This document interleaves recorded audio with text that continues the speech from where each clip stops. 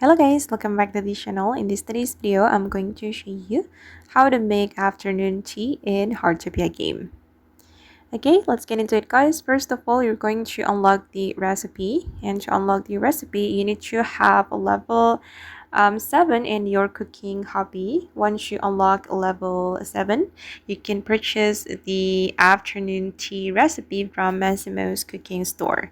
Then you're going to make it with your stove, and this is the recipe for afternoon tea.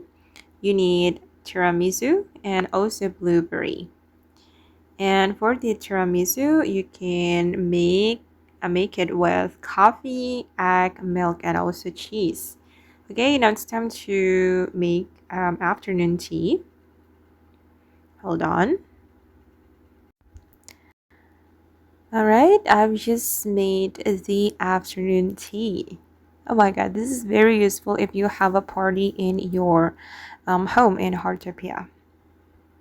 Okay guys, and that's how we can make afternoon tea in Heartopia game. I hope this video will be useful for you. Thank you so much for watching, and bye!